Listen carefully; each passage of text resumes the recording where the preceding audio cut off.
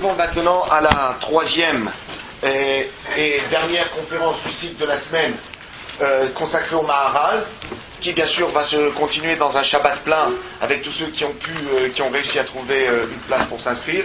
Je dis d'ores et déjà que c'est complet, donc même maintenant si des gens veulent, malheureusement, c'est trop tard, il n'y a plus de place. Donc voilà, nous allons laisser la parole. Je vais laisser la parole à mon ami Rabbi Raphaël Sadin, tout droit descendu d'avion de Yerushalayim. Et je te présente, qu'est-ce que je fais? Je fais un peu mousser l'affaire ou... donc il est, et c'est un Talmid Chacham, il est Dayan à Yerushalayim, et c'est en même temps quelqu'un qui a tout un background dans les études générales. C'est quelqu'un qui a un doctorat en philosophie, une maîtrise, et un doctorat aussi dans d'autres éléments, et puis qui a... travaillé, écrit aussi des livres, vous verrez, consacrés notamment au Maharal, des traductions du Maharal de Prague. Et c'est donc un spécialiste, si on peut appeler quelqu'un spécialiste du Maharal, il faut toute une vie.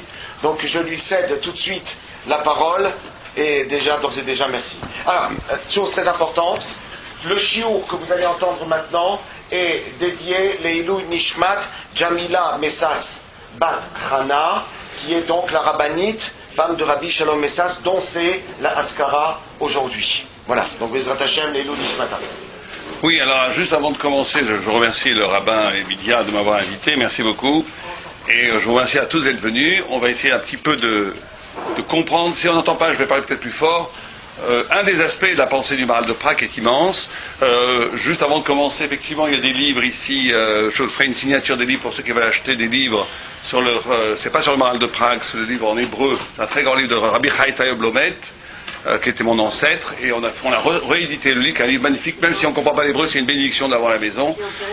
Qui est enterré en Tunisie. J'ai été invité avec Rav Citruc là à l'Eilua, c'était magnifique en Tunisie, et donc on fera une signature après pour les gens qui veulent l'acheter. Il y a aussi un autre livre traduit par un ami à moi sur le Maharal en français, Rayou Darou, qui est une excellente traduction du Ner Mitzvah.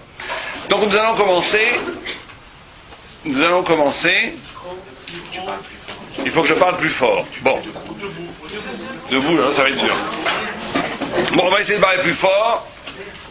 Alors, vous savez qu'on va essayer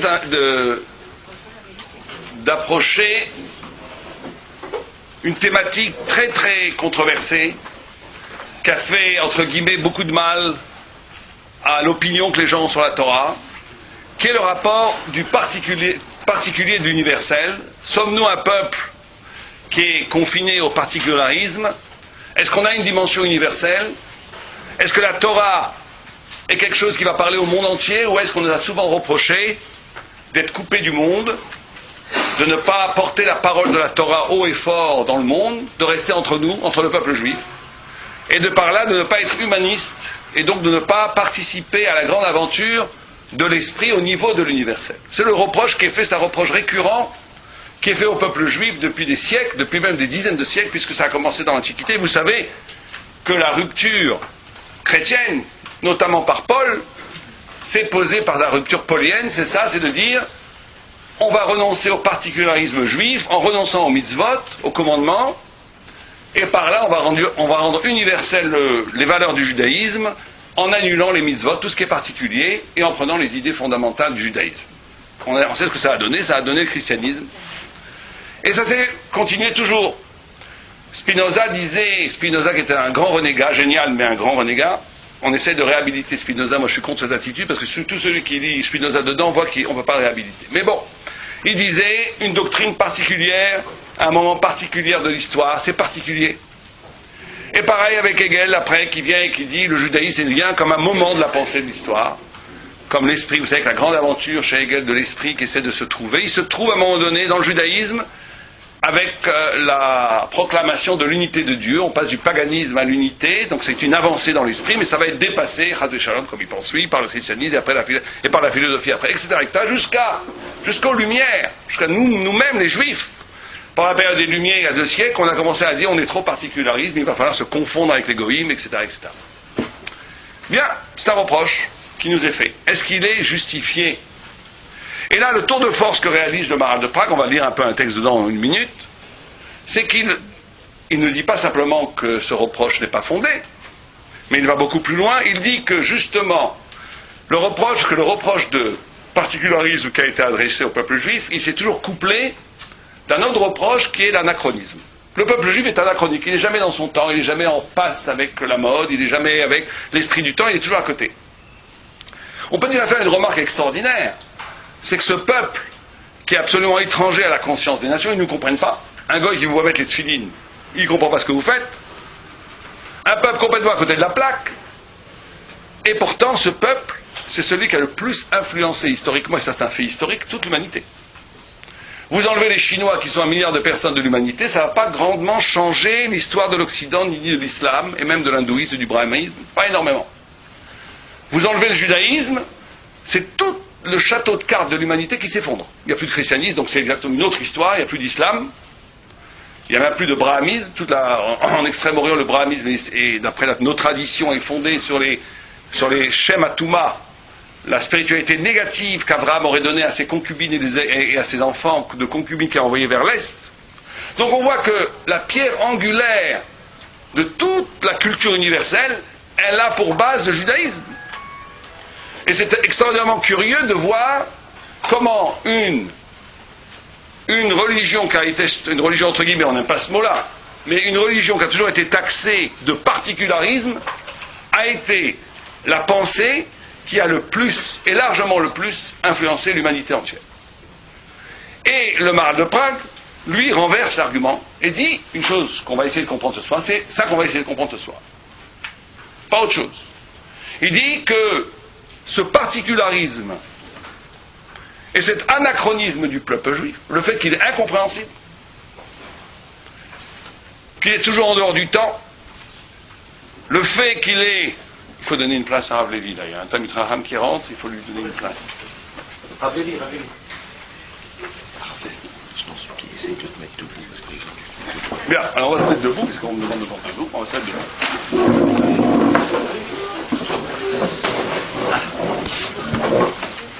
Tenez, Rav Levi. Bien, alors Rav Levi me pose un grand problème, c'est qu'il est interdit de parler devant quelqu'un qui est plus grand que soi, alors il va falloir avoir le reshoot. Je pense que j'ai le reshoot automatique. Donc on va essayer de comprendre cette histoire-là. Et donc, le Maharal de Prague nous dit, le particularisme et l'anachronisme fondamental du peuple juif, c'est non seulement un faux reproche, mais de façon plus fondamentale, c'est ce qui fonde justement l'universel. Le peuple juif va être la source d'inspiration de toutes les grandes spiritualités, va être la pierre angulaire de toutes les destinées humaines, va être l'universel véritable, parce que justement, il a cette configuration qui lui est propre, d'être à côté de l'histoire anachronique, et d'être particulier. Et donc on a un renversement extraordinaire, presque dialectique, chez le Maharal de Prague, où ce reproche qui est fait est retourné en disant non, c'est justement le fait qu'il y a quelque chose de particulier, d'irréductible, de non partageable dans le peuple juif, dans l'histoire, dans l'essence même de la Torah, qui fonde le fait même que toutes les nations, en dernière instance, inconsciemment si on est psychanalyste, en dernière instance, si on a lu Althusser, en profondeur, si on veut dire les choses clairement, les goïms puisent de façon, en dernière instance, toute leur vitalité spirituelle de la Torah. Et là, il faut expliquer, parce que ça, ce qui est dit là, c'est tellement extraordinaire qu'on ne peut pas ne pas l'expliquer, il faut le démontrer. Et c'est ce qu'on va essayer de comprendre ce soir. Alors je vais vous lire un passage traduit, parce qu'on n'a pas le temps, et le livre, c'est le livre qui est traduit en français, du chapitre 2, là ils l'ont découpé en chapitres, mais dans le Lhermiton en hébreu, il n'y a pas de chapitre, c'est des paragraphes, où il amène la vision de Daniel. Le Maharal de Prague amène la vision de Daniel. Et je vais vous la lire, ça va prendre 30 secondes. Ainsi Daniel peut dire: je scrutais l'horizon de ma vision nocturne, quand soudain les 4 extrémités du ciel se cabrèrent, il cite donc la Torah, le Tanakh, au-dessus de l'océan, 4 énormes bêtes surgirent des fonds de l'abîme, différentes l'une de l'autre.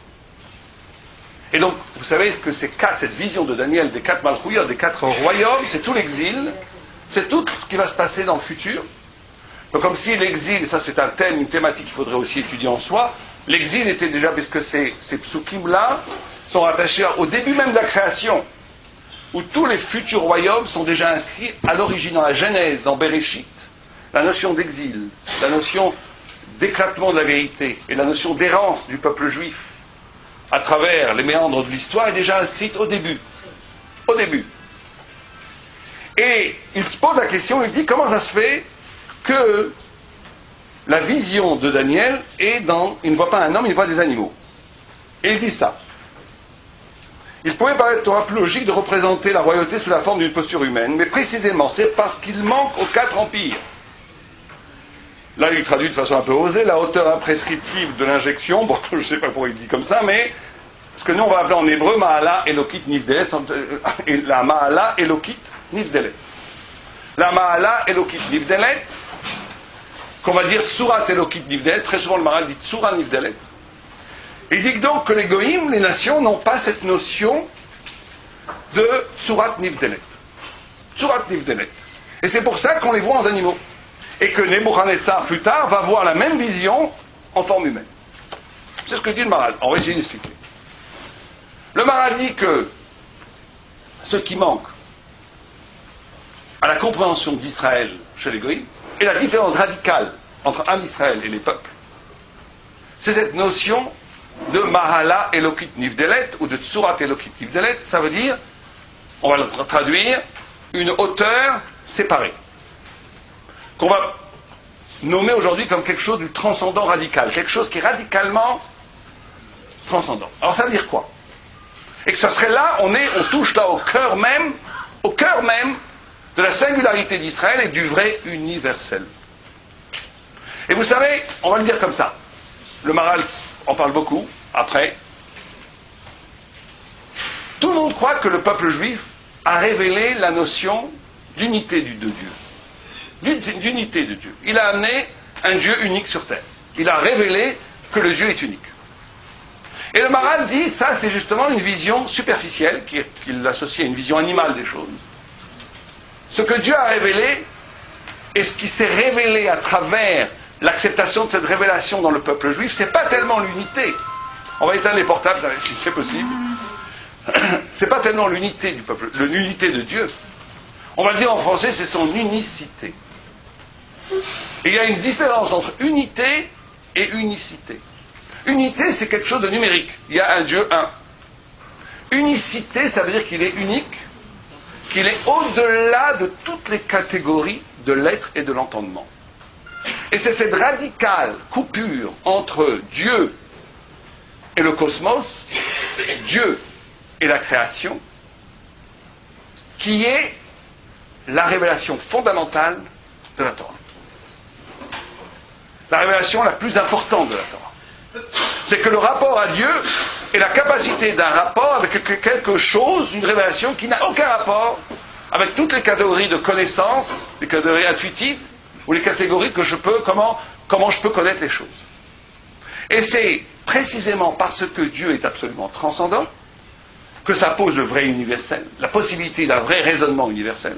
Parce que toute autre manifestation d'intelligence qui est liée à la matière va avoir forcément à faire avec cette matière, elle va être donc circonstancielle. Elle va dépendre de sa manifestation. Tant qu'on ne pense pas jusqu'au bout comme la Torah le fait, la coupure radicale entre Dieu et sa créature, Dieu et la création, et dès qu'on rentre dans une sorte de... on projette l'image de l'homme dans une sorte d'anthropomorphisme, ou tout ce que vous voulez, tout ce qui s'est vu plein de fois partout, on ne peut pas penser à l'universel, parce qu'on va penser Dieu, ou la révélation, ou la pensée tout simplement, à partir des catégories de ce qu'on connaît déjà, donc ça va être fracturé, ça ne va pas être total. La seule façon de penser la totalité, l'universel réel, c'est la pensée procède de l'infini, de la révélation absolue, qui dépend de quelque chose qui est absolument transcendant. Et c'est ça le secret du peuple juif.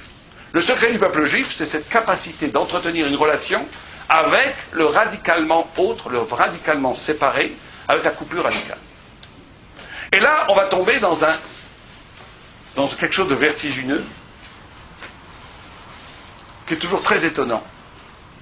Vous savez que la halakha, On ne demande pas ça simplement à un grand sadique. La halakha nous dit que si demain, Dieu préserve, certains grands sadiques le désiraient, mais nous on va dire Dieu préserve. Si demain un goy vient vous dire avec un pistolet, agenouillez-vous devant une idole, ou vous devez mourir. La halakha, on doit mourir. Pas simplement vous, votre femme, vos enfants, vos êtres les plus chers. Et donc on demande ça à tout juif. Le juif le plus pachout, le plus simple. C'est une halakha. On doit être prêt à mourir, tous pour Dieu. Et d'un autre côté, on nous dit, ce Dieu pour lequel tu dois mourir, tu ne dois absolument pas le connaître positivement. Tu ne dois pas savoir qui il est. Comment est-ce qu'on peut demander une telle chose à un homme? Un homme normal. Comment on peut nous dire, d'un côté, tu ne dois pas connaître ce Dieu, mais tu dois d'un autre côté l'aimer au point où tu es prêt à donner ta vie. Comment c'est possible? Comment ça marche? Et on a vu des milliers d'exemples au Moyen-Âge et encore il n'y a pas longtemps, des gens qui, pour ne pas abjurer, pour ne pas renier la Torah, sont morts. Et où est le lieu? Où est le secret de cette fidélité à quelque chose, entre guillemets, qui est imperceptible? Et que non seulement il est imperceptible, mais qu'on n'a pas le droit de percevoir. Même Moshe Rabbeinu, qui est le plus grand des hommes, il a dit, montre-moi ta face. Dieu dit, il peut pas avoir ma face. Comment est-ce qu'on peut demander les deux choses en même temps? Et là, on rentre dans un des secrets les plus profonds de la Torah. Et pour comprendre ça,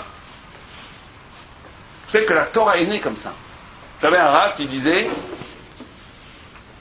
les non-juifs peuvent avoir de la spiritualité, mais ils ne peuvent jamais avoir de Kedusha. Et ça avait beaucoup intrigué cette phrase. La spiritualité, un non-juif peut être même plus spirituel que vous. Peut être plus éthique, plus spirituel. Mais Kedusha, non. Kedusha, c'est justement cette notion de séparation. Et pour comprendre cette notion de Kedusha, il faut aller à l'origine même de l'irruption de la Torah dans l'histoire, avec Abraham Avinu. Vous savez qu'Abraham Avinu était un homme qui a pensé, qui a vécu l'amour jusqu'à son dernier degré. D'ailleurs, le Maharal de Prague, dans d'autres textes, dit que si Abraham Avinu a découvert l'idée du Dieu créateur, c'est parce qu'il était tout amour. Quelqu'un qui, vous savez que dans la Torah, quelqu'un qui vit les midot, c'est-à-dire son intimité éthique, et la pensée, elle n'est pas séparée. Elle n'est pas séparée. C'est pour ça que la Gemara dit que tout Talmid Chacham, qui n'est pas un grand tzaddik, ne peut pas être un Talmid Chacham. Et d'ailleurs, ça c'est extraordinaire. On voit dans l'histoire, on ne voit pas un grand gadol d'Israël qui était un mauvais garçon. On n'en voit pas un. On voit des gens qui sont tombés, comme Acher ou comme d'autres. Mais pour être grands, ils ont dû être saints, tzaddik. Il n'y a jamais de séparation. On voit des grands mathématiciens, des grands philosophes qui étaient des affreux jojo. On ne voit jamais ça dans la Torah. Parce que l'acceptation de la lumière de la Torah passe par un développement. C'est pas simplement une punition ou quelque chose de mystique. Il faut être un tzaddik pour que Dieu vous donne la Torah. C'est pas que ça. C'est parce que la compréhension de la Torah, elle passe par les midot. Et Abraham a compris qu'il y avait un Dieu créateur, parce que comme il était tout amour, au bout de cet exercice de l'amour absolu qu'il a vécu, il a entendu qu'il y avait dans le monde quelqu'un qui était tout amour, qui avait créé ce monde. C'est pas à partir de sa mida d'amour qu'il a compris qu'il y avait un Dieu d'amour. Et c'est la même chose pour Yitzhak. C'est à partir de sa rigueur absolue, du digne, qu'il a vécu jusqu'au bout, qu'il a découvert, qu'il a révélé la notion eschatologique de la fin des temps, du Mashiach. C'est parce qu'il a vécu jusqu'au bout la notion de digne, de loi, qui dit que le monde va vers quelque part, il va falloir rendre des comptes. Le monde n'est pas efker, le monde ne va pas nulle part. Si on pense et on vit jusqu'au bout la midat adin, qui est Yitzhak, on découvre que le monde va vers quelque part, qu'il y a une justice à la fin qui devra être rendue. Donc l'idée du Mashiach. Et donc, Abraham qui est tout amour, et Yitzhak qui est tout rigueur, toute loi, Dieu se révèle à eux et leur demande quelque chose qui est exactement le contraire de ce qu'ils sont. Le Zohar dit, à ce moment-là, l'eau et le feu se sont rencontrés. Dieu dit, toi qui es tout amour, va tuer ton fils que tu aimes. Et Yitzhak qui est tout loi, il lui dit, donne ton corps, sans aucune explication. S'ils avaient été que spirituels, justement c'est à ce moment-là qu'ils sont devenus juifs. S'ils avaient été que spirituels, Abraham aurait dit, je peux pas, mon bon Dieu, je peux pas, je suis tout amour. Tu peux pas me demander de faire un acte qui est l'anti de toute ma vie d'amour. Et Yitzhak aurait dû commencer par un pitbull talmudique, d'après la halakha, on n'a pas le droit de tuer les gens, etc., etc. Alors à ce moment-là, il y a eu une rupture ontologique, il y a eu une fracture. Est née la Kedusha, Parce que le point de ralliement d'Abraham, à ce moment-là, c'était plus lui-même, c'était Dieu. Il a dit d'accord, je vais tuer mon fils. L'acte le plus criminel, le plus affreux, le plus anti-amour. Et Yitzhak était tout loi, a dit j'abandonne la loi, dessaisissement. J'abandonne la loi, je donne mon corps, amour absolu. Et c'est à partir de ce moment-là que se révèle sur terre la notion de Gdusha. Ça veut dire être capable d'être innervé, d'être inspiré par quelque chose qui n'a aucun rapport avec l'économie générale de ma vie, de mon destin. Et ça, c'est la Gdusha, c'est la sainteté. C'est ça les grands sadiques, c'est ceux qui ont la Gdusha. Quelqu'un qui n'est que le résultat du produit de sa vie, ou du produit de sa personnalité, c'est quelqu'un qui est encore petit. Quelqu'un de grand, c'est quelqu'un qui est capable d'unifier sa vie avec l'absolument grand qui est Dieu. Et donc d'avoir un comportement qui dépasse tout déterminisme.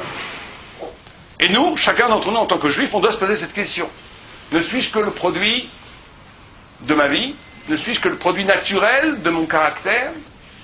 Ou quelque part, je suis capable de faire à un moment donné des actes et avoir des pensées qui ont lieu en dernière instance avec l'ineffable, avec la présence de Dieu.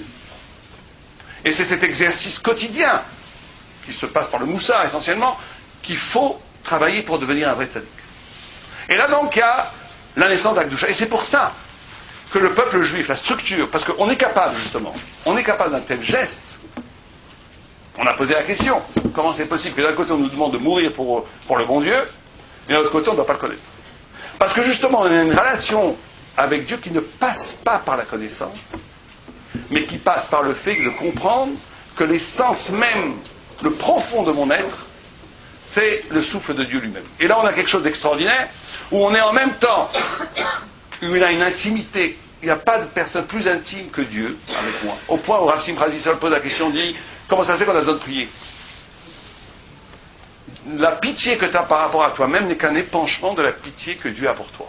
Donc tu as besoin de prier. Dieu, il t'aime plus que toi, tu t'aimes toi-même. Donc il sait mieux que toi ce que tu as besoin. Il pose la couchia, il pose une difficulté de prêche compris. Il a sa réponse, il y a d'autres réponses. Donc vous comprenez, là on est dans un rapport où le juif a un rapport avec Dieu, avec ce transcendant absolu, avec ce coupé absolu, qui va modifier sa vie lui-même. Et ça, c'est la première des choses. Si on n'est pas là-dedans, ça ne commence pas. On ne peut pas comprendre le vrai universel si on n'expérimente pas, avant tout, cette façon d'être avec quelque chose qui nous dépasse radicalement, mais qu'en même temps, ce qui nous dépasse radicalement, qui est là, le regard de Dieu, c'est quelque part en nous quelque chose qui est le plus intime, le plus proche de moi. Les deux en même temps. En même temps, soutenir cette extraordinaire transcendance, c'est radicalement autre de Dieu, ne jamais le ramener à des... c'est pas le Dieu Père Noël, le Dieu Papa, ne jamais faire de la révélation une religion, une psychologie. Vous savez, le New Age, il y a une sorte de New Spiritualité, on utilise la spiritualité pour se sentir mieux dans sa peau. Il n'y a rien de plus horrible, il vaut mieux être ironique. Parce que c'est une désacralisation de la Torah. La spiritualité, c'est une injonction à la grandeur, à l'infini. C'est justement la capacité de sortir de son petit noyau. C'est parce que la structure profonde de l'individu, elle n'est pas nucléaire, elle n'est pas moi et tout tourne autour de moi, mais elle est ouverte à l'infini. C'est parce que le souffle de ma vie lui-même est le souffle de Dieu que je peux faire des actes qui n'ont aucun rapport avec moi. Des actes qui ont un rapport avec quelque chose qui me dépasse et qui me fonde, qui est le souffle de Dieu qui fait que je suis ce que je suis. Et donc cet universel dont on va préciser en 2 minutes la nature existentielle, il passe avant tout par cette capacité d'avoir un lien avec quelque chose qui nous dépasse de façon absolue. Oui, Arrête. oui. Est-ce que tu peux préciser un peu la notion de pourquoi le transcendant c'est universel? Est-ce qu'on peut clarifier Oui, ça? alors ça c'est important. C'est pas ça. Oui, ça c'est important. Oui, c'est vrai que on pose la question en quoi justement ce transcendant est universel. On l'a expliqué un petit peu au début, parce que toute chose qui ne serait pas transcendante serait liée à l'immanence, à quelque chose qui est le contraire de la transcendance, qui est là. Or, toute chose dans l'immanence est fracturée. Elle est fracturée, elle est coupée. Donc si j'ai un rapport à l'intelligence qui est, à la révélation, à la compréhension, qui se présente sous les formes de la matière, c'est-à-dire qu'il ne peut pas se séparer de la vie, des catégories de l'être, je n'aurai qu'une des catégories, qu'une des facettes de l'être. Donc je ne peux pas arriver à l'universel, c'est impossible. Pour arriver véritablement à l'universel, je suis obligé de m'arracher de l'être-là, du cosmos. Et donc d'avoir une relation avec Dieu qui lui pose comme créateur le monde. Donc à partir de cette résonance, de ce rapport-là, je suis arraché de toutes les catégories de l'être et je peux véritablement avoir une parole qui va avoir un sens pour l'univers entier. Pour l'univers entier, on va voir. Justement, c'est ça qui est extraordinaire. Vous savez que ça, c'est le Maharaj qui le dit aussi plus tard. Il dit que c'est ça qui va différencier, encore une fois, les juifs et les non-juifs. C'est justement être capable d'avoir une intelligence des choses, mais quand je comprends une chose, ça n'est pas complètement captivé par la matière. Ce qu'il appelle le nifdal. Il y a quelque chose de séparé. De toujours préserver ce qu'on appelle le nifdal. Ça veut dire que l'intelligence, la compréhension des choses a à faire, bien justement le peuple juif il dit on va pas s'échapper, s'envoler dans les hauteurs célestes et oublier la matière. On ne va pas non plus penser que dès toute compréhension elle va échouer et être assiégée, si vous préférez, emprisonnée dans les catégories de la matière pour comprendre les choses. On va au cœur même de la matière être capable de révéler le secret de la matière, mais à partir de quelque chose qui reste toujours séparé, ce qu'ils appellent le nifdal. Le nifdal, c'est pour ça que on va voir. Donc ça c'est la première idée. Est-ce que c'est clair cette première idée ou est-ce que vous voulez des précisions? Est-ce qu'il y a des questions? Y a-t-il des questions par rapport à ça? Oui, allez-y. On dit qu'il y a une fracture entre le monde matérialisé et la spiritualité. Est-ce qu'au moment de la création, il a fracturé pour faire sa création? Est-ce qu'il s'est coupé? Est-ce que sa création est une continuité ou est-ce que c'est une discontinuité par rapport à sa transcendance propre? Ah non, c'est une coupure absolue. Il y a, par rapport à la lumière de Dieu, et ce qu'il y a à faire à Kabbalah, on ne peut pas rentrer là-dedans, le Tzimtzum, c'est un retrait, parce que vous savez que toute la... Quand on a parlé de cette transcendance, vous savez que, quand on dit unicité, unité, vous savez que les panthéistes, entre Spinoza, les Spinoza, ont posé votre question. Ils ont dit, si Dieu est absolu, et que la création n'est pas Dieu, alors il y a deux. On a un problème, il y a deux. Or Dieu ne peut pas être deux, il faut être qu'un. Donc on va dire que... Mais le panthéisme, encore une fois, lui, qui réduit Dieu à la... Vous avez ou le paganisme, l'idolâtrie, qui réduit la matière à Dieu, ou le panthéisme, qui réduit Dieu à la matière. Parce qu'ils ne peuvent pas penser justement cette coupure. Ils ne peuvent pas penser cette coupure. Il y a coupure. Et la coupure, c'est le fondement de la Kedusha, c'est le fondement de la Torah. Toutes les formes d'apikorsut, toutes les formes d'hérésie, elles sont justement posées parce que les gens ne peuvent pas penser cette coupure. Parce qu'elle est insupportable à penser. Une fois, je discutais avec un chrétien, un juif, un catholique, que j'essayais de ramener au bercail, et il me dit une chose, regardez comme c'est intéressant. Il me dit, tu comprends, imagine, donne un argument qui pourrait faire chanceler presque. Il me dit, vous comprenez, imaginez quelqu'un qui a tous les pouvoirs et qui aime les poissons. Alors il va se transformer en poisson pour nager avec les poissons. Il voulait me faire passer l'idée infecte pour la Torah, absolument tamée, de l'incarnation. Et je lui ai répondu, c'est exactement ce problème. C'est que tu ne peux pas penser une proximité avec Dieu sans l'identité. Tu n'es pas capable de vivre cette transcendance. Tu n'es pas capable de vivre une proximité avec Dieu. Pour toi, être proche, c'est d'être pareil. Et ce qui est génial, dans le Maharali, d'ailleurs, cette personne, Baruch Hashem, elle est à l'Yeshiva aujourd'hui, il est à l'Yeshiva. Mais, je ne sais pas si c'est à cause de ma réflexion, c'est des mois plus tard, mais en tous les cas, il est à l'Yeshiva. Mais vous comprenez, la personne, de façon naturelle, croit que c'est parce que ça me ressemble que je suis proche. Or, ressemble, c'est encore deux. Alors que si je suis capable d'avoir une relation qui garde l'absolue transcendance avec Dieu, mais que la relation, elle est au cœur même de mon essence, alors j'ai une relation plus forte que l'identité. Vous savez que souvent on dit la foi juive, si on parle de ça, la Emouna, enfin la Torah, c'est pas ce que les gens croient. La Emouna, c'est pas de croire que Dieu existe. N'importe quel imbécile qui voit le monde, il sait bien que Dieu existe. Le monde n'a pas pu venir tout seul. Mais c'est beaucoup plus que ça. Quelqu'un qui croirait en Dieu parce qu'il dit c'est logique que Dieu existe ne serait pas du tout yotse de la mitzvah de Emouna, pas du tout. La Emouna, justement, par rapport à ce dont on parle, c'est, vous savez que toute connaissance, elle est toujours référentielle. Si, par exemple, je ne connais pas le verre, je ne sais pas ce que c'est un verre, et bien si on m'apporte un verre, je vais dire, bon, alors ça ressemble à une bouteille, c'est parce que je connais le concept de bouteille, ou le concept de creux, ou le concept de... que je vais pouvoir savoir ce que c'est un verre. On ne peut pas connaître quelque chose ex nihilo, ça n'existe pas. connaître, c'est toujours, dit le Maharal dans un autre texte, Chiluk, Ashvar. Toujours ça, il dit. Il dit que quelqu'un qui est intelligent, c'est quelqu'un qui est capable, plus on est intelligent, plus on est capable de faire un rapprochement entre deux choses qui ont l'air complètement différentes. Ça, c'est Ashvar. Et plus on est intelligent, il suffit de lire Raphaël de Brisk, plus on est capable de couper en deux choses qui avaient l'air exactement les mêmes. Et ces deux mouvements intellectuels qui sont la Ashvar et le Chiluk, on ne fait que ça. Si on réfléchit un peu en pensant, on fait que ça. Donc, on est toujours dans un rapport référentiel. Penser, c'est toujours dire, on croyait que c'était pareil, c'est pas pareil. On croyait que c'était deux choses différentes, en vérité, en profondeur, c'est la même chose, etc., etc.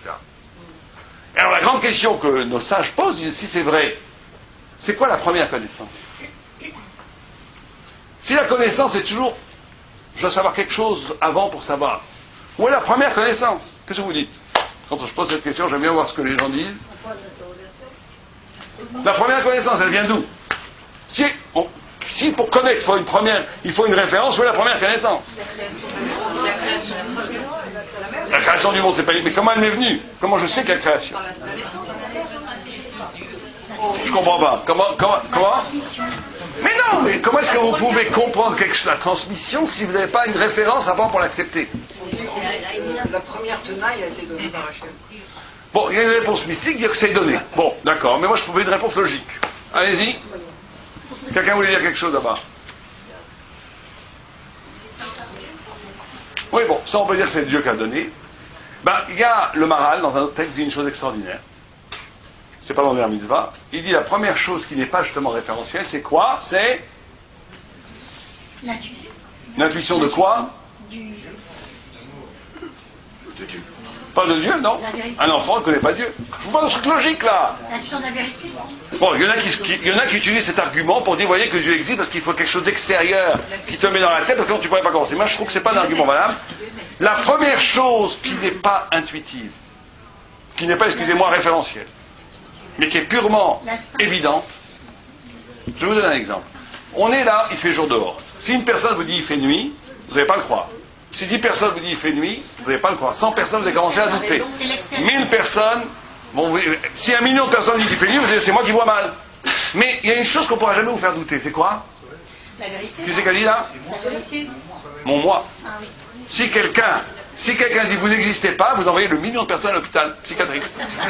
J'existe, je sais que j'existe. Je sais que j'existe. C'est-à-dire que l'évidence de soi à soi-même, l'évidence de soi... Non, c'est pas Descartes. Alors ça, c'est le contraire de Descartes, mais on n'a pas le temps d'en parler maintenant. C'est pas du tout Descartes. Parce que Descartes, c'est un raisonnement intellectuel. Ici, c'est une expérience mystique. Je m'apparais à moi-même comme une évidence absolue.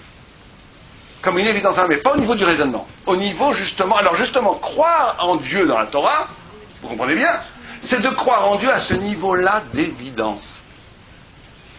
C'est ça, croire en Dieu. Croire en Dieu, c'est dire, de savoir que, comme moi, je sais que j'existe, c'est ça, je ne vais pas commencer à poser des questions que j'existe ou que je n'existe pas. Eh bien, c'est pareil, la relation avec Dieu, ce qui est exigé de Emouna, c'est ça. Alors pourquoi est-ce qu'on peut exiger une telle chose? Vous comprenez que si on peut exiger ça d'un homme, ça veut dire que, de façon essentielle, ce qui m'apparaît à moi-même, en moi-même, est lié à l'apparition de Dieu. Vous savez que Hillel Azaken, quand il dansait à Hoshana Rabbah, vous savez, Hoshana Rabbah c'était le jour le plus beau. La Gemara dit tout celui qui n'a pas vu Hoshana Rabbah n'a jamais vu ce que c'est la joie. Donc nous, on n'a jamais vu ce que c'est la joie. C'est oui, Simcha Bet Hasheva. Et c'était une joie extraordinaire parce que, bon, on amenait l'eau et tout, mais il y avait des rabbinim qui faisaient qui jonglaient, certains avec 4 couteaux, avec des torches, certains 8, bien sûr, ils ne faisaient pas les clowns, c'était d'après la Kabbalah des Yichudim, 4 c'est les 4 lettres de Dieu, 8 c'est 2 fois les 4 lettres de Dieu, ils faisaient des Yichudim, mais il y avait une joie exceptionnelle dans tout. Imaginez 4-5 millions de personnes à Jérusalem autour du temple, en train de danser toute la nuit avec les grands rabbinim. Sublime. Et Hillel Azaken, quand il arrivait à ce moment-là, il disait, et Hillel Azaken, c'est l'homme le plus humble. Après Moïse, c'est le deuxième homme le plus humble, probablement. Et il disait, Imanika la Kolkan. Si je suis là, tout est là. Et là, il y a presque panique dans le Tosfot et Rashi. Là-bas dans la Gemara, il dit, qu'est-ce que c'est que ce... Hillel Azaken dit, si je suis là, tout est là, qu'est-ce qui se passe? Alors, qui c'est ce Hani? Qui c'est ce Hani? Si je suis là, tout est là. Et Tosfot, ou Rashi, je ne me souviens pas un des deux, je crois que c'est Tosfot, dit là-bas, ce Hani, c'est C'est moi et... Non, c'est justement... Il y en a un qui dit c'est Hachem, et l'autre qui dit c'est Rachid dit c'est Hachem. Et Tosfot dit c'est lui et c'est aussi Hachem. C'est les deux en même temps. Ça veut dire que quand je suis véritablement dépouillé de tout ce qui me constitue par le regard de l'autre, par la société, par mes parents, par mes grands-parents, par mes arrière-grands-parents, par ce qui m'entoure, par le business, par le regard de l'autre, par tout ce que vous voulez, par ma vie, tout ce qui m'a déterminé, toutes les représentations que je me suis faites, quand tout ça tombe, qu'est-ce qui reste? Il reste l'essence de mon être. Or, l'essence de mon être, c'est le souffle de Dieu. C'est le souffle, non, c'est pas Hachem, c'est le souffle de Dieu qu'il a mis en moi. Dieu, quand il a insufflé l'âme, il a insufflé avec son souffle. Kebiechol, ce qui me constitue au plus profond, c'est le souffle de Dieu lui-même. D'où cette intimité, cette séparation en même temps. Et croire en Dieu, c'est véritablement vivre ça. Dire logiquement Dieu existe, c'est sûr, on s'en fiche complètement. Rachid dit, quelqu'un qui croirait à Trias Ametim, parce que c'est logique aussi, il dirait, Rachid dit, mal à nous, Munato. Qu'est-ce qu'on s'en fiche de ses croyances? On s'en fiche, ça ne nous intéresse pas. De la religion, de la croyance, on s'en fiche complètement. Ce qui nous est demandé, c'est d'arriver à ce niveau d'existence, de pureté d'existence, où mon moi, vécu véritablement, me renvoie en écho à la dimension divine qui est en moi, donc à ces dimensions séparées, et qui va me permettre de formuler une parole qui, par définition, va être universelle. Alors on va expliquer un petit peu. On va essayer d'expliquer un petit peu deux ou trois choses. Vous comprenez que cette...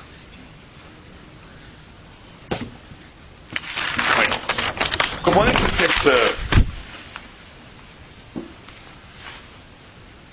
Le Maharal, plus loin dans d'autres textes, dit que cette idée-là, elle va avoir deux influences énormes. Il dit, c'est que quand la Torah a été donnée, Dieu la donne de force. Il prend Arabaït, à Sinaï, il la met sur la tête du peuple, il dit, vous acceptez la Torah ou vous mourrez. Pourquoi il donne la Torah comme ça? Encore une fois, ce qu'il veut nous faire, c'est nous faire comprendre cette dimension transcendante de la vérité qui va poser le vrai universel. Il prend un rabbin qui dit, ou vous acceptez la Torah, vous allez tous mourir. C'est du fascisme. Pourquoi est-ce que la vérité, le moment le plus beau de l'humanité, il faut que ça se fasse comme ça? Et le Maharal dit, c'est très simple, par rapport à ce qu'on vient de dire il y a 2 minutes. Il dit parce que, si on choisit la vérité, c'est que le choix, donc l'esprit, est plus fondamental que la vérité. Ne pas pouvoir choisir la vérité, c'est que la vérité est plus fondamentale que le choix. Ça veut dire quoi, ça? Vous comprenez qu'on touche ici à des concepts très lourds. Ça veut dire quoi quand je dis je ne peux pas choisir la vérité? C'est pas un objet de choix. Et là, le Maharal va même plus loin. Il dit, non seulement c'est pas un objet de choix, mais ce qui fonde la possibilité même de choisir, c'est la vérité. Donc la mère de la vérité, la mère du choix, c'est la vérité, donc on ne peut pas. Ça ne marche pas. On peut pas. Le choix ne peut pas choisir la vérité, puisque c'est parce qu'il y a vérité qu'il y a choix. Qu'est-ce que ça veut dire, ça? Comment vous comprenez ça? Ça veut dire quoi, ça? Et là, on touche cette idée extraordinaire du Maharal de Prague, où il nous dit que, justement, cet universel arraché, cette vérité, plutôt, arrachée de l'être, c'est pas simplement des idées. Vous comprenez, c'est pas des idées. On ne parle pas ici, la révélation, c'est pas des idées, c'est pas des contenus. C'est l'essence même de la vie. Et quand il nous dit que, bien sûr, l'idée première du Maharal, c'est de dire tu ne peux pas choisir la vérité parce que la vérité est plus forte que la liberté. La vérité est plus forte que la liberté. Une fois, j'avais un arabe qui me disait, pour comprendre cette idée, il me disait, imaginez un enfant qui meurt de faim, qui demande à manger, qui meurt d'un squelettique, un petit enfant qui meurt de faim. Vous avez le choix de lui donner à manger ou pas. Il n'y a plus le choix. Il n'y a plus le choix. Quelqu'un qui est humain, il n'y a plus le choix. L'injonction, la responsabilité d'être collé au bien, de faire le bien, est plus fondamentale que toute possibilité de choisir, que toute liberté. Celui qui s'expérimenterait comme être libre devant l'enfant squelettique qui a faim, c'est un assassin, c'est plus un penseur. Vous comprenez? Ça veut dire qu'ici, il y a un moment donné où l'exigence de faire le bien est plus radicale que la liberté. Mais de façon plus profonde, le Maharal nous dit une idée vertigineuse. Il nous dit, non seulement c'est comme ça, mais ça va plus loin que ça. Il dit, on ne peut penser que parce que l'homme est capable de bien. Alors là, il fait, comme à son habitude, une sorte de retournement. Nous, on croit que l'éthique, la moussard, les bonnes midotes, c'est à gauche, la pensée, c'est à droite. Il dit non, la faculté même de pouvoir penser, c'est parce que l'homme est confronté au bien et au mal, et c'est une sorte de clash, ce transcendant qui se révèle à l'immanent, boum, à l'homme, ça lui ouvre l'intelligence. Donc, d'après le Maharal, on peut investir des milliards de dollars dans l'intelligence artificielle, on n'y arrivera jamais, parce que ce n'est pas une question de neurones ou de pouvoir cognitif, c'est la liberté éthique, le fait que l'homme peut choisir entre le bien et le mal, qui fonde la possibilité même de réfléchir. Ce qui renverse tout, comprenez? Donc on ne peut plus dire maintenant, vous comprenez le renversement extraordinaire que fait le Maharal. C'est la spiritualité à l'origine, qui est l'origine même du pouvoir de penser. C'est plus parce que vous avez très souvent des gens que je rencontre disent moi je pense et je suis arrivé à cette conclusion philosophique qui est autre que la Torah. Moi je pense, je suis arrivé à X. Quand il pense, il est arrivé à Y. Mais tout ça c'est vrai que si on part à partir d'une pensée neutre.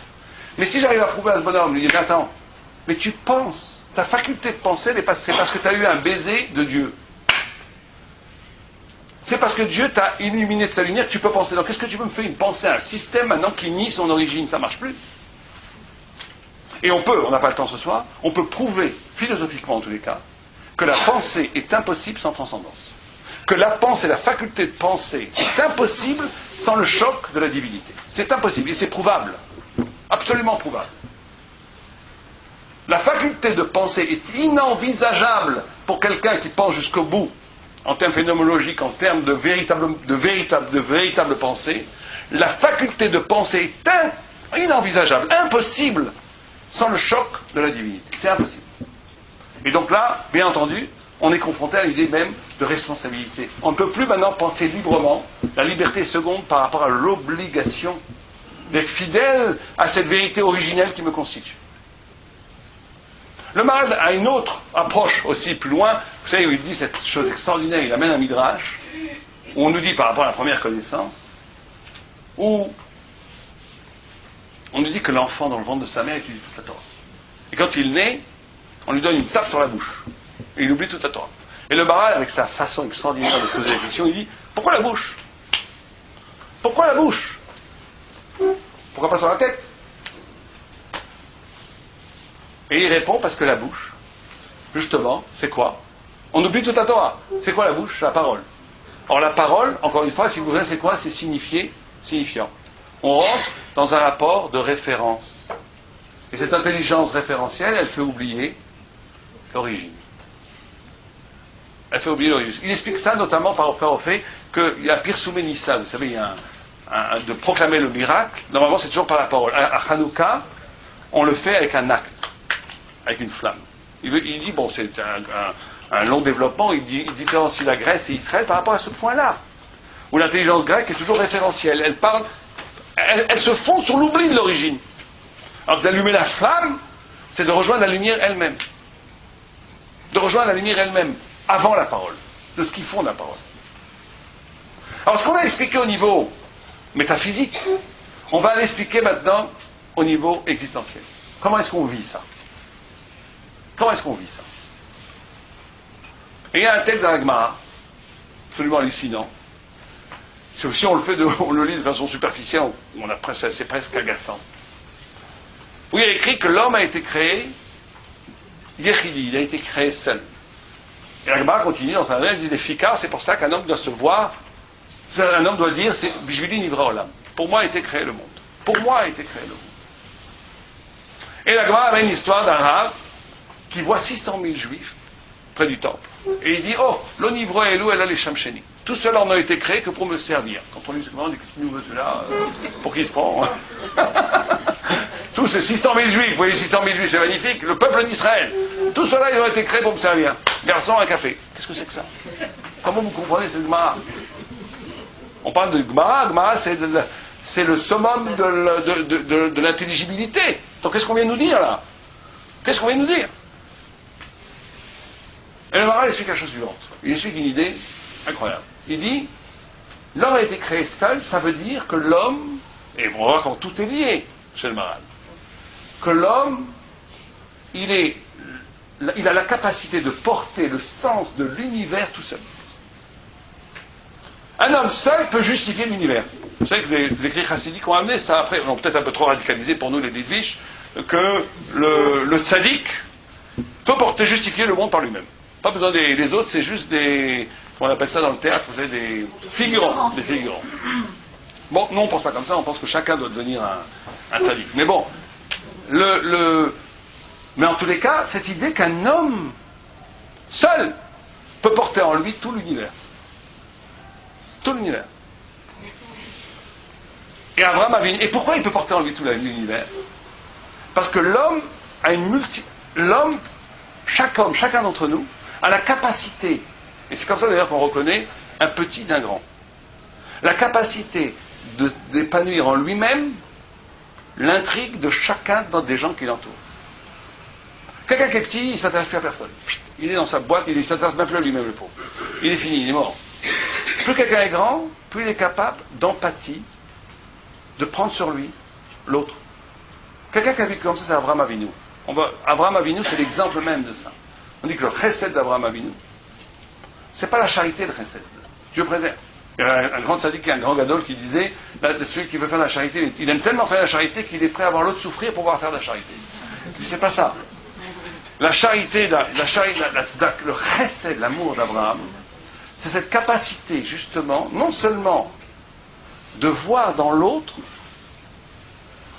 l'ouverture d'un de ces...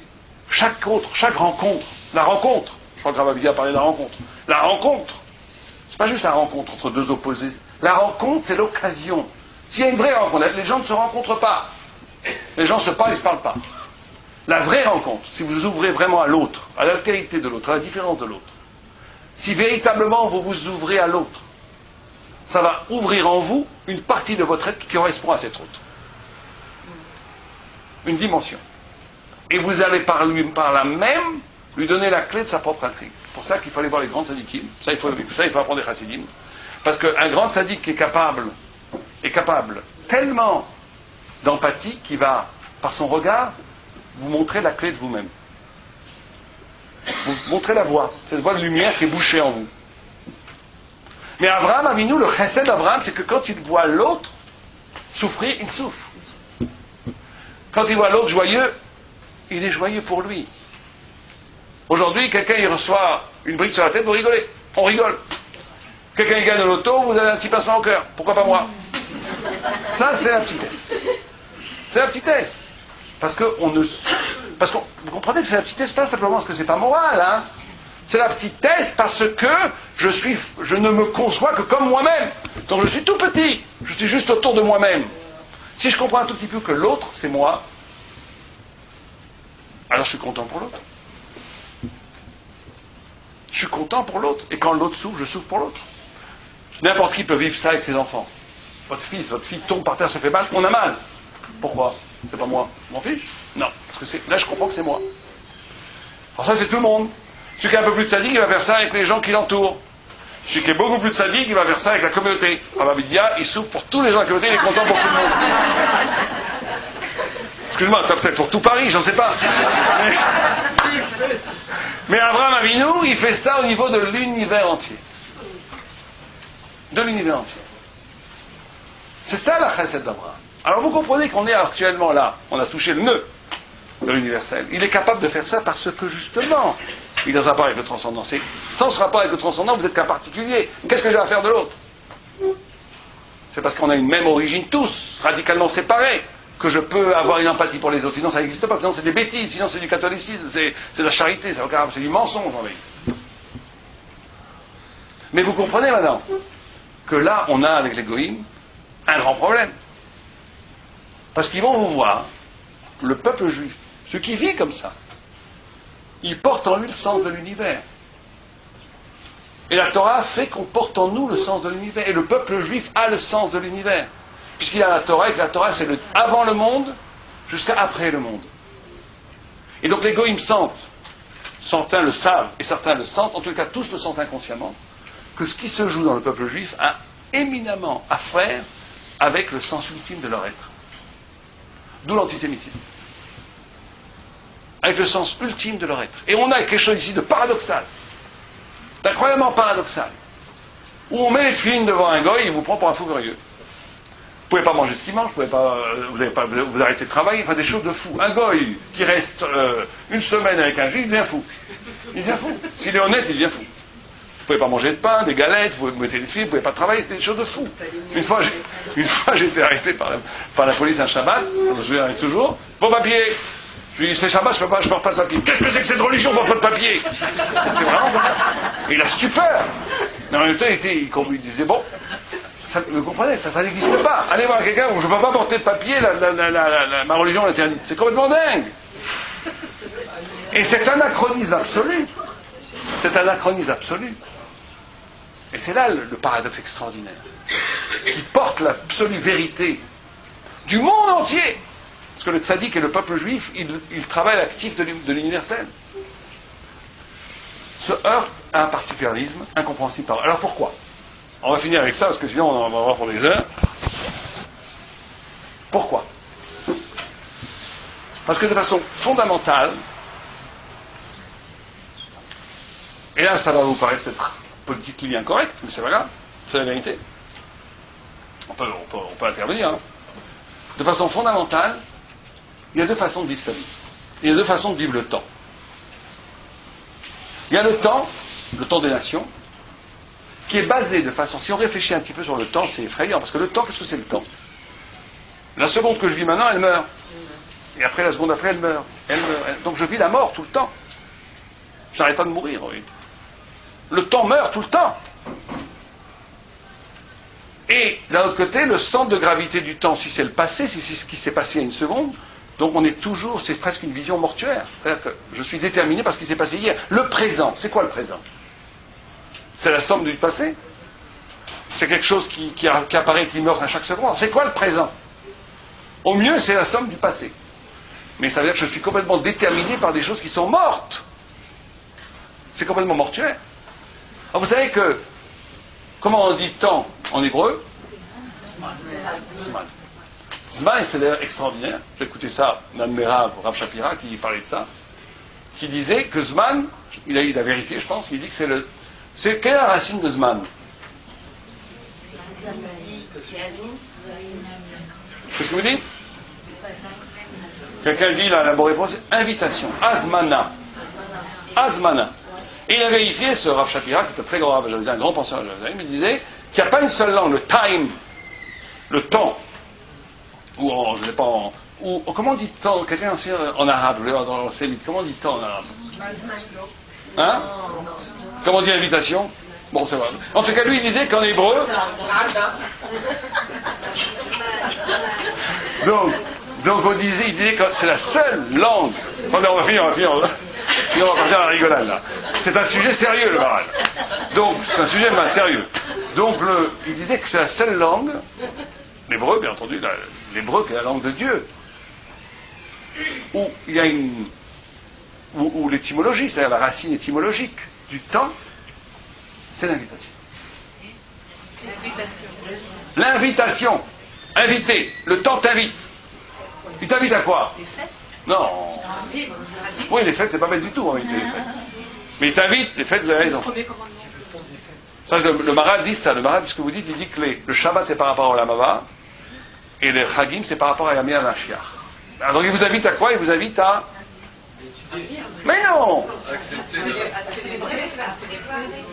Ce qu'on a dit, vous devrez le trouver là. Ah, il vous invite à quoi? À vivre le temps. À quoi? À arriver au Shabbat. À accepter la seconde suivante. Arriver au Shabbat. Il vous prépare, le temps vous prépare à quelque chose qui va à l'eschatologie, au Mashiach. Au Mashiach, au futur radical, à la vérité qui va advenir. Vous comprenez? Non, mais on rigole, mais vous savez qu'on vient de dire quelque chose, celui qui dit un petit peu intentionnellement le barat, c'est une bombe atomique. C'est qui dit que les nations vivent... Attendez, on va finir. Les nations vivent à partir d'un temps qui est déjà mort.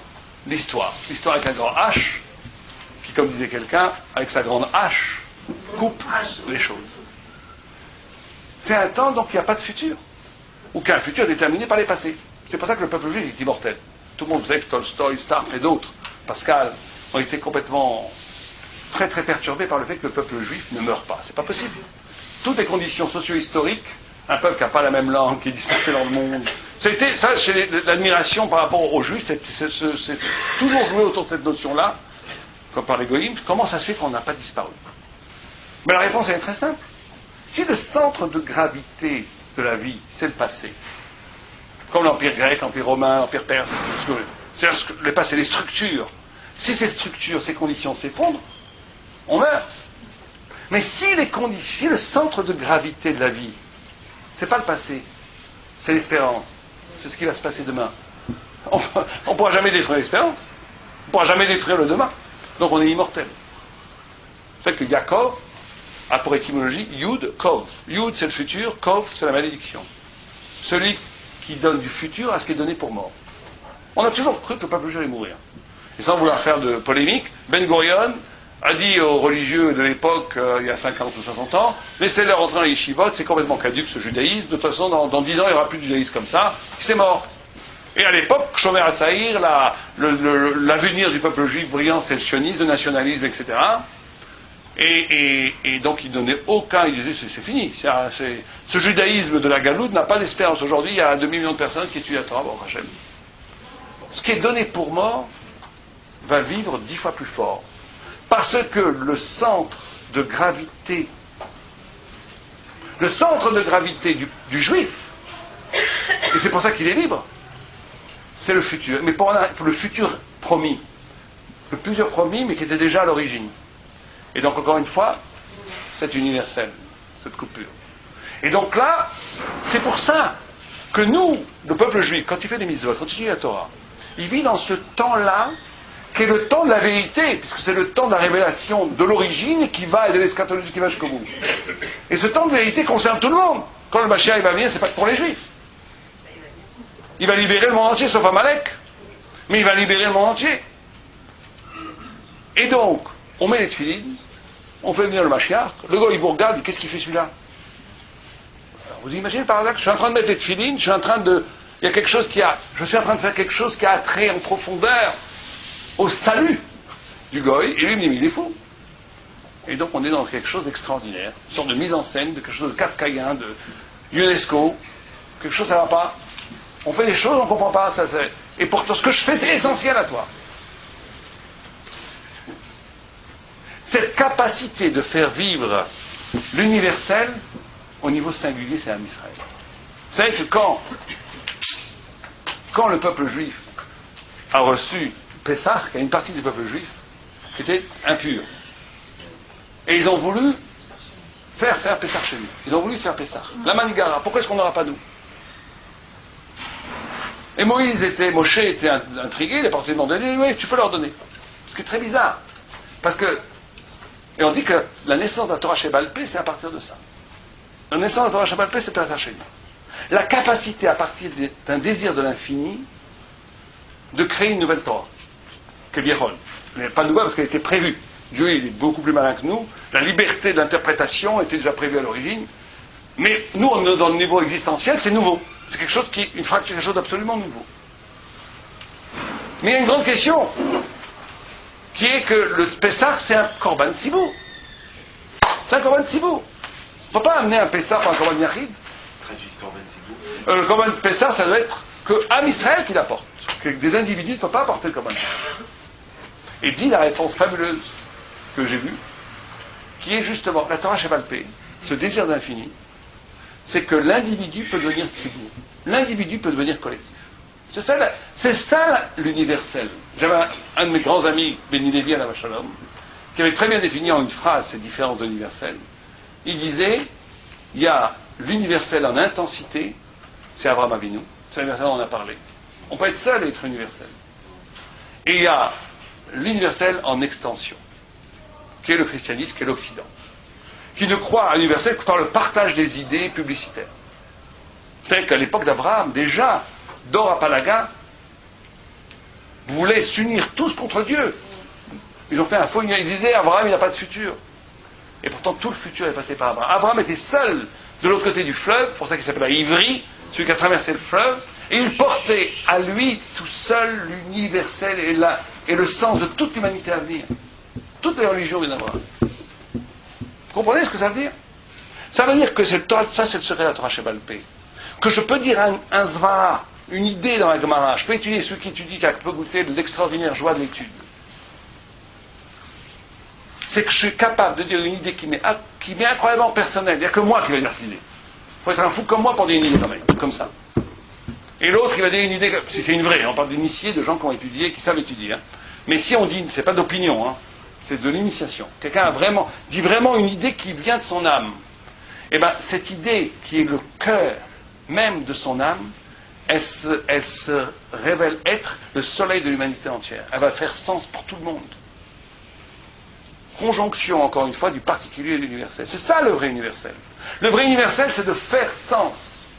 C'est de donner une chance à l'humanité. C'est de donner sens à l'humanité. C'est pas le partage publicitaire c'est pas la démocratie. C'est pas le partage des lieux communs le plus partageable. Ça, c'est le faux universel. C'est l'universel en extension. L'universel en intensité, c'est quand quelqu'un est capable de penser une idée tellement singulière, mais tellement vraie, qu'elle rejoint le transcendant séparé, qu'elle rejoint le souffle de Dieu qui est en lui, et cette idée-là, elle va illuminer le monde entier. Et c'est pour ça que tous les goïms, tous, pratiquement, toutes les civilisations, ont puisé leur vitalité intellectuelle et spirituelle du judaïsme. Et que d'un autre côté, aucun rapport avec nous. Achashverosh, il dit, t'as un peuple différent. Il y avait 120 peuples différents chez Achashverosh. Aman, il dit à Achashverosh, il y a un peuple qui est différent des autres peuples. Il y avait 120 différents peuples. Mais, bien entendu, Am Israël incarne la différence radicale. Mais cette différence radicale, c'est cette inassimilable à toute culture, elle est en même temps le lieu même du salut de l'univers. Vous savez que quand Jacob rencontre Esav, Jacob lui dit, Esav il veut lui donner des cadeaux, il lui dit, non j'ai Rav, j'ai tout ce qu'il veut. Rav c'est le multiple. Et Jacob il dit j'ai Kol c'est 50, 7 c'est le chiffre de la nature, 7 fois 7 c'est 49, 50 c'est au-delà de la nature la plus au maximum dans son unification spirituelle. Et au début Esav ne veut rien prendre de Jacob. Et Jacob va lui donner quelque chose. Et quand il lui donne que ça, il attache Jacob attache Esav au futur d'Israël. Sauf Amalek qui sera détruit, mais une partie de Esav sera sauvée. Il fait rentrer Esav, l'humanité entière, dans le projet messianique. Et il faut bien comprendre que si on a un petit peu saisi, un peu compris ce que le Maharal nous enseigne, on comprend beaucoup mieux la réaction des goïs par rapport à comment Israël vous savez qu'au Sri Lanka, ils viennent de tuer 10 000 personnes, 6 000 personnes en parlent. Alors qu'à l'époque de Hazan, de l'opération de Hazan, c'était incroyable ce qui se passait. Mais c'est normal, c'est comme ça. Il y a quelque chose, un rapport. Tout le rapport, toute la pensée, comment on doit penser le rapport par rapport au problème de l'antisémitisme, du regard que le goï a sur nous, il faut le comprendre à partir de ces catégories-là. On le comprend beaucoup mieux. Parce que, quelque part, le goï, il vient comprendre de dire, tu vois, celui qui me fonde dans mon universel, celui qui fonde mon salut, j'en veux pas. Toi, lui, il est comme moi, c'est un sauvage. Etc., etc. On peut après faire des analyses comme on veut. Mais c'est évident que c'est ce paradoxe fondamental qui est notre rapport avec les goïs. Et pour nous, en tout cas, ce qui est important pour nous, en tant que juifs, c'est d'avoir cette conscience-là. C'est d'avoir cette conscience-là, surtout pendant la période de Homer, cette conscience que ne jamais, vous savez que le Harizal, on va finir avec ça, dit que cette période de Homer, c'est une période encore plus forte en termes de kapara que Yom Kippour. Parce qu'on va vers un mariage avec Dieu. On a un choupa avec Dieu jeudi prochain. Am Israël se marie avec Dieu à Shavuot. Et quand un choupa, un khatan et une choupa se marient, ils se pardonnent tout. S'ils ne se pardonnent pas sur la choupa, c'est pas bon signe. Normalement, ils se pardonnent tout. Et donc le rapport avec Dieu à Shavuot, c'est un rapport d'absolu. Mais il faut désirer l'infini. Le peuple juif s'appelle le peuple de l'espoir. Tikva, kav. Il faut désirer l'infini. Le compte qu'on fait actuellement, c'est désirer l'infini. Si quelqu'un a renoncé à la grandeur, si quelqu'un a renoncé, si quelqu'un est content du monde qui l'entoure, il n'espère pas que le monde révèle son vrai visage. Si quelqu'un a renoncé à sa propre grandeur, alors, quelque part, c'est pas simplement dommage pour lui, c'est qu'il trahit l'essence même de sa judaïté. L'essence même de la judaïté, c'est d'être indéfini, d'être toujours plus grand, d'être indéterminé, d'être au-delà du déterminisme. Et c'est des questions qu'on doit se poser, pas avoir peur, de se poser la question, est-ce que j'ai renoncé à l'espoir? Est-ce que, ou bien non, je vais peut-être essayer à partir du moment de grandir dans la Torah, dans l'étude. Est-ce que je vais essayer de toucher cet infini ou pas? C'est les questions qu'on doit se poser, ça c'est les questions personnelles que chacun doit se poser. Voilà, on va arrêter là, est-ce qu'il y a des questions? Je vais peut-être m'asseoir pour les questions.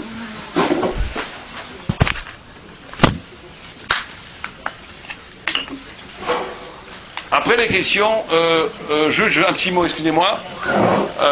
Après les questions, il y a un livre ici de Rabbi Chaim Taïeb Lomet, qui est un de mes ancêtres, qui est un livre magnifique, qui s'appelle le Chelef Ritim, que je vais vendre ici pour ceux qui veulent le prendre, que je ferai une signature avec une dédicace. C'est un livre, même si on ne comprend pas bien l'hébreu, c'est un livre qui amène une bénédiction, c'est très bien d'avoir à la maison.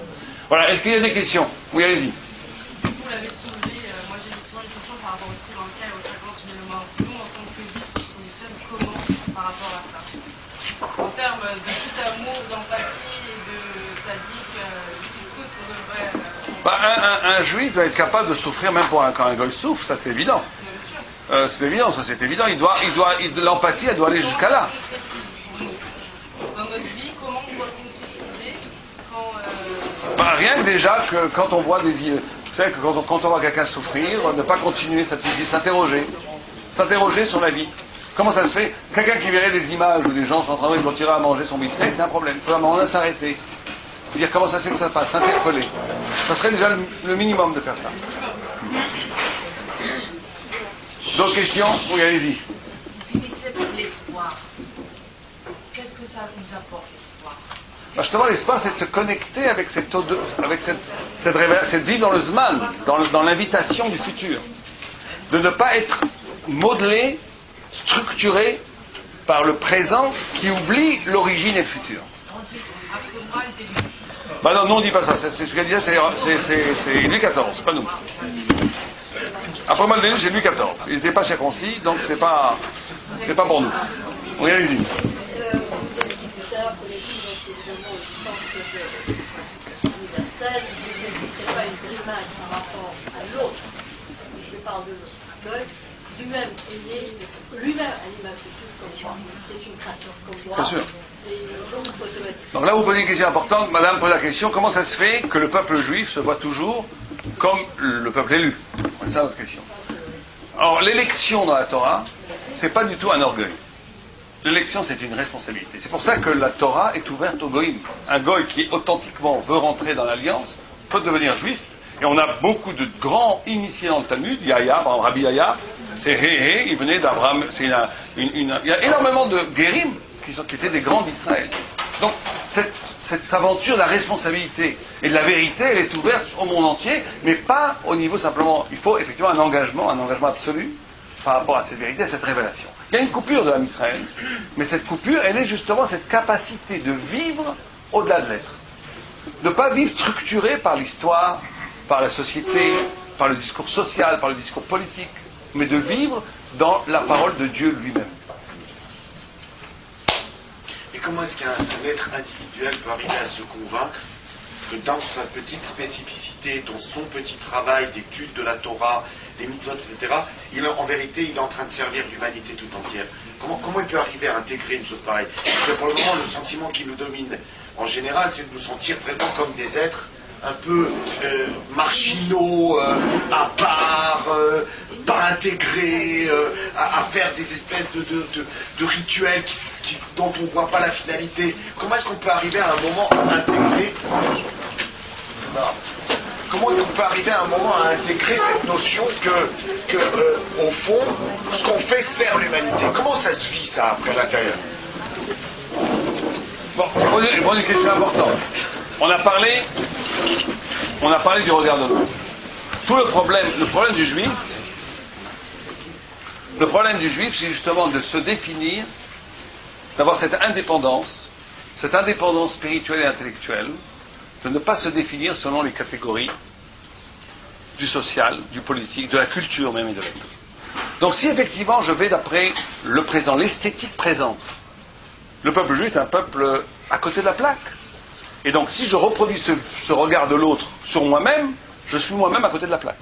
Mais si je l'ouvre une Gemara, et je reste 1 heure, 2 heures, 3 heures dans une Gemara, et j'écoute la parole des sages, je ne suis plus défini par le regard de l'autre, je ne suis pas défini par le regard de Dieu. Et là Dieu me dit, lui-même, chaque mitzvah que tu fais sauve l'univers. Vous savez qu'un Rambam dit, on va finir avec ça parce qu'il se fait tard, un Rambam dit, c'est une idée extraordinaire, dit que pendant les 10 jours de Tchouva, un homme doit, doit toujours se voir Chetzi Zakai, Chetzi Chayav. Et donc s'il fait une mitzvah de plus, pendant les 10 jours, il va faire tout. S'il fait Tchouva, il dira, mais en tout cas s'il rajoute, il va dans, non, il continue, il dit, il faut qu'il voit le monde entier, Chetzi Zakai, Chetzi Chayav. Et donc si je fais une mitzvah, je me sauve moi-même et je sauve le monde. Si je fais une avera, je me détruis moi-même et je détruis le monde. Et vous savez que cette idée avait extraordinairement impressionné Jean-Paul Sartre. Parce que c'est toute une grande partie de sa philosophie est basée sur ça. Que c'était révélé il y a déjà 2000 ans. Ça veut dire que vous comprenez bien que ce n'est pas un calcul là. D'abord parce que d'un point de vue de probabilité, il y a très peu de chances que je sois vraiment Chetzi Zakai, Chetzi Chayav. C'est impossible. Mais c'est que le Rambam nous enseigne que tu dois vivre chaque mitzvah et chaque avera comme ça. Quand tu fais une mitzvah, tu sauves le monde. Et quand tu fais une avera, tu détruis le monde. Et le Rambam considère qu'il faut vivre la mitzvah comme ça. Alors qu'on est incapable de la vivre comme ça, c'est notre problème. Il faut être capable. Il faut un petit peu de te donner de l'indépendance. Il faut être indépendant par rapport aux courants qui nous entourent. Il faut avoir cette grandeur et cette force de voir que la Torah, c'est la parole du Dieu vivant. Et la parole du Dieu vivant, vous savez que... On va vraiment finir avec ça. Celui qui croit. Vous savez que dans la Torah, la notion de miracle, elle est liée à ça. Quand on a dit que chacun doit avoir le monde créé par lui, c'est ça qui prend sens pour le monde. C'est ça que le Mishvili Nivra Olam. Yoshua bin Nun, il a besoin d'arrêter le soleil, il arrête le soleil. Pourquoi il peut arrêter le soleil? Parce que si tu crois vraiment que le monde est créé pour toi, tu peux arrêter le soleil. Parce que tu n'y crois pas. Bon, toi tu y crois, mais l'autre il n'y croit pas. Mais si tu y crois vraiment, si tu y crois, il y a énormément de textes magnifiques dans la Gemara sur ça. C'est pas prétentieux de croire. Non, prétentieux, c'est quand c'est votre ego qui est en jeu. Mais c'est aussi au contraire, la soif de l'infini, elle est inexpugnable, elle ne doit jamais s'arrêter. C'est prétentieux de s'arrêter de désirer l'infini. Parce que ça veut dire je me suffis à moi-même, c'est ça qui est prétentieux. De désirer infiniment l'infini, c'est de se dessaisir par rapport à Dieu. Et là, on peut effectivement faire tous les miracles. Il y a des rabbinim dans la Gemara, où vous savez, il y a des sorciers qui venaient, qui avaient toutes sortes de manivelles. Il y avait un rabbin que j'aime beaucoup, sa réaction, il dit, vas-y. Il y avait d'autres rabbins qui savaient faire des contre-attaques de sorciers et tout. Lui dit, mais vas-y, si Dieu veut que tu le fasses, tu le feras. Et ça neutralisait toutes les attaques. Si quelqu'un, vous savez que la Gemara pose une question, Rachid d'ailleurs, la Gemara dit pourquoi ce qu'on appelle les marchefa, marchefim, parce qu'ils sont capables de dénigrer les décrets divins. Quelqu'un qui ne veut pas mourir, ils peuvent le tuer. Et Rachid dit, il y a une question. Comment est-ce que quelqu'un qui n'est pas censé mourir, Dieu n'a pas prévu qu'il meure, il peut mourir? Il dit parce que cet homme-là s'instrumentalise. Si tu crois au pouvoir de l'autre, tu deviens comme un objet. Comme un objet, il n'a pas de destin, ça je peux le détruire comme je veux. Il n'a pas de destin. Ben, si moi je m'instrumentalise par rapport au regard de l'autre, non plus, je tuais mon destin. Et on peut me tuer. Même s'il n'était pas prévu que je meure. Et donc, vous comprenez, c'est pas du tout de l'orgueil. C'est de la dignité humaine. De la dignité judaïque. Savoir qu'un homme a un destin, a une vocation, et ne pas se contenter de sa petite vie, tourner autour des besoins économiques ou je sais pas quoi, de donner un sens absolu à sa vie, c'est le fait d'être juif. Et de ne pas faire ça, c'est traduire l'être juif au plus profond. Voilà, on va arrêter là. Bonne soirée. Donc, ceux qui veulent des livres...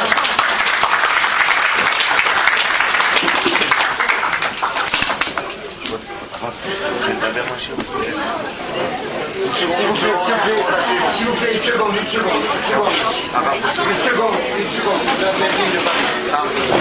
Je peux mettre un... En rien. S'il vous plaît, une seconde avant la distribution de l'assemblée. Voilà, le Rav va dire quelques mots, puis on dira Kaddish.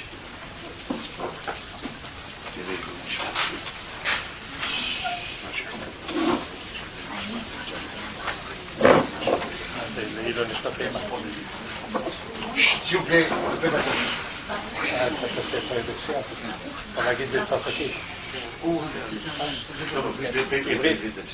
עברית, אוקיי. בסבון צאת שבת, פרשת במדבר סיני. תודה רבה בשביל ההרצאה המעניינת, אני רואה שהקהל מאוד נהנה, באמת תודה רבה. פרשת במדבר סיני, di un grande gaon, notre grand gaon avant de 200 années, Hafla, פנחס הורוביץ, אומר במדבר סיני זה בגמטריה שלום. הגימטריה של במדבר סיני, זה un calculateur, c'est בגמטריה שלום. Qu'est-ce qu'il dit במדבר סיני זה בגמטריה שלום? מה זה אומר? התורה ניתנה וידבר שם השם במדבר סיני באוהל מועד באחד לחודש השני. זאת אומרת, התורה ניתנה במדבר סיני, אז אנחנו יכולים לחשוב שהוציאו את עם ישראל ממצרים למדבר, למקום שממה והכל. אבל במקום הזה, במקום השממה, נתנו להם את הדבר הגדול ביותר שקוראים לו שלום. מה זה שלום? למה שלום? כתוב שאומות העולם, כשנתנו את התורה, אז אומות העולם באו אל בלעם, שאלו אותו, מה קרה? כל העולם רועש, כי כתוב היה קולות וברקים, והיה רעש גדול בעולם. כשהקדוש ברוך הוא נתן, השם בא לסיני, אז היה רעש בכל העולם. באו אומות העולם, תוד לא גויים, סידמודי בלעם, כסה, השם למבול ישב? השם באלפי אות רפואה למבול? רעש. אז אמר לו, וישב השם מלך לעולם. הקדוש ברוך הוא וז'ורי נשבע שלא יהיה מבול יותר. נכון? היה שבועה במבול, היה שבועה לא יהיה מבול. אז שאל אותם, אז מה קורה? מה זה הרעש הגדול הזה? אמר להם, השם עוז לעמו ייתן. השם נותן לעם ישראל עוז. עוז זה כוח, עוז זה חזק, עוז זה עם ישראל הם עזים שבאומות. יש בעם ישראל, יש כל מיני, השם עוז לעמו ייתן, אבל השם יברך את עמו בשלום. השם ייתן להם באמת כוח וייתן להם עוז, אבל השם יברך את עמו בשלום. השם עם כל הכוח, עם הכל, השם מברך את עם ישראל בשלום. לכן במדבר סיני זה בדיוק בגמטריה שלום. למה זה שלום? יש דבר מעניין מרב לוי יצחק מברדיצ'וב, הרי כולם שמעו, נכון? ברדיצ'וב זה הצדיק הגדול.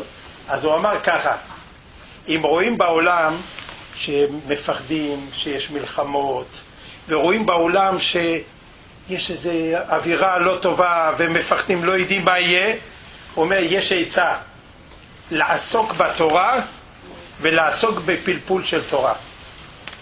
למה זה? אז מבארים ככה, הוא אומר, יש עניין של מלחמות, והעולם יש שלום, יש עת שלום, עת מלחמה, עת יש הכל. אבל מה? זה בדיוק כמו כשיש ברק. כשיש ברק, אז בבניינים הגבוהים, יש כזה דבר כזה מכניס את הברק לתוך האדמה. נכון? איך קוראים לזה? נדיה, הוא מכניס את הברק. מה קורה? הכוח הזה של הברק מוכרח לצאת. אבל צריכים למשוך אותו למקום טוב. זה העניין של הברק. עכשיו ככה, כשיוצא לעולם, יש לפעמים יוצא כוח של מלחמה. אבל אנחנו יכולים למשוך את הכוח המלחמה למלחמתה של תורה. כתוב מלחמתה של תורה. בתורה, איך כתוב? שני תלמידי חכמים נעשים כאוהבים זה לזה, לא זזים משם עד שנעשים אוהבים. זאת אומרת, זה כמו את הברק, אנחנו לוקחים את זה למלחמתה של תורה. זה הפירוש. אז אומות העולם באו אליו ואמרו, השם למבול ישב, חס וחלילה הולך, הוא אומר לו, וישב השם מלך לעולם, אין מבול, השם נשבע. רק מה, השם עוז לעמו ייתן, השם נותן לעם ישראל את החוזק ואת הגבורה ואת הכל איך, השם יברך את עמו בשלום. תורה זה שלום. אנחנו עכשיו לפני זמן של מתן תורה. הזמן של מתן תורה, אנחנו צריכים לדעת, תורה זה לא קשה, תורה זה לא כבד, תורה זה לא דבר עול, תורה זה דבר נעים. כל מה שקורה לעם ישראל, כשעם ישראל היה יושב ושומע שיעורים כל הזמן, ברוך השם שכאן זה בית הכנסת ששומעים שיעורים, אנחנו הביאו כזה מרצה יפה להגיד שיעורים, יש לכם את הרב בידיה לפה להגיד שיעורים נהדרים, יש פה את מנדי הרמג נותן ועוד צוות שלם פה נותנים שיעורים כל הזמן. כל זמן שיושבים ולומדים ולא תהיה אמרציות, אז שתדעו שלעם ישראל יהיה טוב בפריז, בישראל, בניו יורק, בלוס אנג'לס, בכל המקומות. השם עוז לעמו ייתן. איך יש לנו את הגבורה? השם יברך את עמו בשלום עם התורה, עם התורה. שהשם ייתן לנו שיהיה חג מתן תורה יפה וטוב, וכל אחד יקבל עליו לבוא קצת יותר לשיעורים, קצת יותר לשמוע הלכה, קצת יותר לדעת מה לעשות, והשם ייתן לכם הרבה ברכה, בוקו דנחת, בוקו דסוטי, בוקו, שיהיה לכם הרבה רפואה ושנחת ושיהיה, והשם יברך את עמו בשלום. Amen. Il faut traduire, tout le monde a compris. Tout le monde a compris. Il faut traduire. Rapidement. Alors, le Rav dit que la paracha de cette semaine c'est paracha Bamidbar Sinaï, et que la paracha de Bamidbar Sinaï, ça veut dire, si nous prenons la valeur numérique de Bamidbar Sinaï, c'est exactement la valeur numérique du mot Shalom. Shalom qui veut dire la paix. Alors on voit qu'on aurait pu croire que Bamidbar Sinaï, Dieu va donner la Torah dans le Sinaï, c'est-à-dire un endroit qui est perdu, un endroit où il n'y a rien, un endroit de désolation absolue, de Shemama, la désolation complète. En vérité, non, dans cet endroit de désolation, dans cet endroit où il semblerait que rien ne puisse arriver, alors il donne cette chose extraordinaire qui s'appelle le shalom, qui s'appelle la paix. Au moment où la Torah a été donnée, les peuples sont venus se plaindre devant Dieu, ils lui ont dit, mais qu'est-ce qui se passe? On entend des bruits d'éclairs, de tonnerre, le monde est en train de trembler, qu'est-ce qui se passe? Hachem la Baboul Yachar, est-ce que Dieu est en train de nous refaire le coup du déluge? Mais alors, ils avaient peur. Alors Dieu a dit non, j'ai promis que je ne referai plus le déluge. Moi je sais Hachem Amelech Leolam, moi je serai là maintenant pour l'éternité, il n'y aura plus ça. La seule chose que je fais, c'est que je donne Hachem Noten Rose de Amoïten. Hachem est en train de donner la force à son peuple. Cette force, ça veut dire ce courage d'exister, ce courage d'être, de tenir, d'accepter la Torah, de faire les mitzvot. Mais attention, Hachem Yevarech et Amo Bashalom. Cette force, ce courage, il faut qu'il ait quelque chose qui l'entoure et qui le protège, qui s'appelle très exactement la notion de paix, la notion de shalom. Et ce shalom, c'est quoi? C'est la Torah. La Torah amène la paix dans le monde. Le Rabbi Levi Yitzhak de Berditchev a posé cette question. Il demandait, mais effectivement, qu'est-ce qu'on fait lorsqu'il arrive des désordres dans le monde, lorsqu'on entend des événements vraiment dramatiques, etc., etc. Alors, qu'est-ce qu'un juif peut faire? Qu'est-ce qu'on peut faire pour éviter tout cela? Alors, Rabbi Levi Yitzhak de Berditchev disait, il s'assoit et il étudie la Torah, il est dans le pile-poule de la Torah. C'est-à-dire, dans une espèce de guerre intellectuelle du texte talmudique. Il cherche la guerre dans le texte talmudique. Il dit, en vérité, c'est ça la Torah. La Torah joue le rôle d'un paratonnerre. De la même façon qu'il peut y avoir un éclair dans le ciel, le paratonnerre, il se saisit de cette puissance de l'éclair et il la ramène vers la terre dans un endroit où il faut qu'elle soit. C'est-à-dire que ça canalise les puissances qui devraient être normalement des puissances de destruction pour en faire quelque chose qui disparaît. Comment on arrive à le canaliser? Eh bien, avec l'étude de la Torah. Comme on dit, deux personnes qui étudient la Torah, au moment où elles étudient, elles ont l'air d'être des ennemis, mais en vérité, au moment où elles se séparent, elles sont des gens qui s'aiment. Et donc, le Rav demande et appelle de ses voeux, il dit qu'il reconnaît que dans notre synagogue, on s'intéresse un petit peu à l'étude de la Torah. Alors il a envie que ces choses-là se développent en ce corps, parce que c'est ça qui va amener le shalom, la bracha dans tout le clan d'Israël, ici à Paris et dans le monde entier. Merci beaucoup.